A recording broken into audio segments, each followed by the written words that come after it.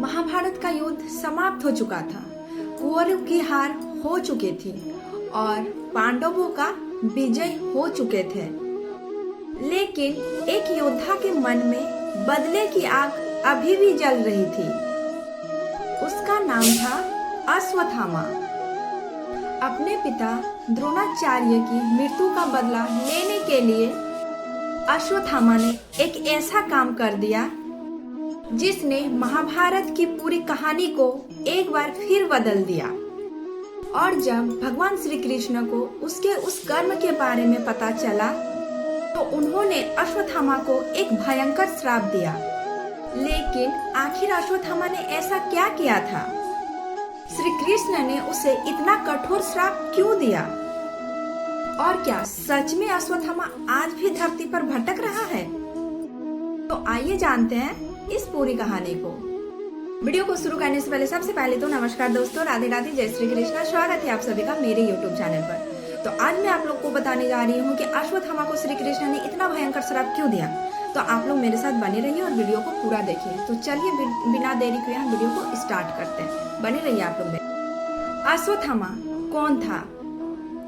अश्वत्थामा महान गुरु द्रोणाचार्य के पुत्र थे। द्रोणाचार्य कौरवों और पांडवों दोनों के गुरु थे। अश्वत्थामा ने भी अपने पिता से युद्ध और अस्त्र शस्त्र की शिक्षा प्राप्त की थी। वो एक शक्तिशाली योद्धा था, लेकिन उसके अंदर एक बहुत बड़ी कमजोरी थी, क्रोध और बदले की भावना। कुरुक्षेत्र के युद्ध में जब उसके पिता द्रोणाचार्य की मृत्यु हुई तो अश्वत्थामा के मन में पांडवों के प्रति बहुत अधिक क्रोध पैदा हो गए।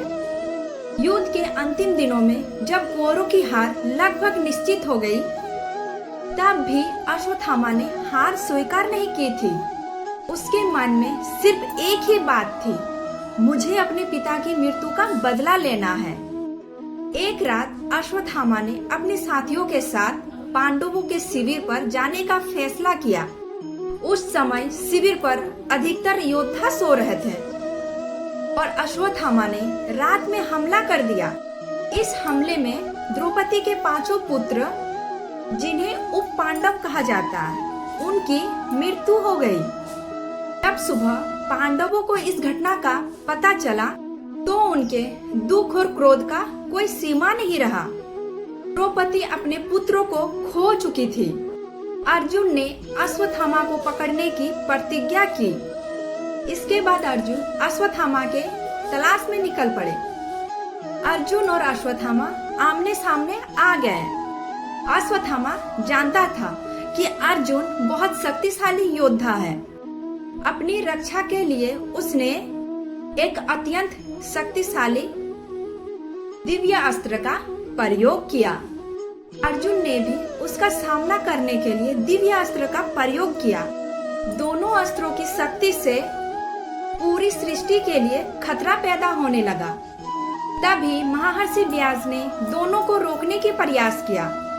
उन्होंने कहा कि इन अस्त्रों को वापस ले लो, कि उनकी शक्तियों से भयंकर विनाश हो सकता है। उन्होंने अपने अस्त्रों को वापस लेने में सफल हो गए, लेकिन अश्वत्थामा ने उसे वापस लेने में असमर्थन था। तब अश्वत्थामा ने अपने अस्त्र की दिशा बदल दी। उनका उद्देश्य था कि पांडवों का वंश समाप्त हो जाए। समय अभिमन्यु की पत्नी उत्तरा गर्भवती थी। उनके गर्भ में अभिमन्यु का पुत्र पल रहा था। यही बालक आगे चलकर परीक्षित कहलाया। अश्वत्थामा के अस्त्र का लक्ष्य उसी के गर्भ की ओर कर दिया। उत्तरा भयभीत होकर भगवान श्री कृष्ण के पास पहुंची। उन्होंने श्री कृष्ण से अपने बच्चे की रक्षा के लिए प्रार्थना की। तब श्री कृष्ण ने अपने दिव्य शक्ति से गर्भ में पल रहे परीक्षित की रक्षा की। इस तरह पांडवों का वंश पूरी तरह समाप्त होने से बच गया।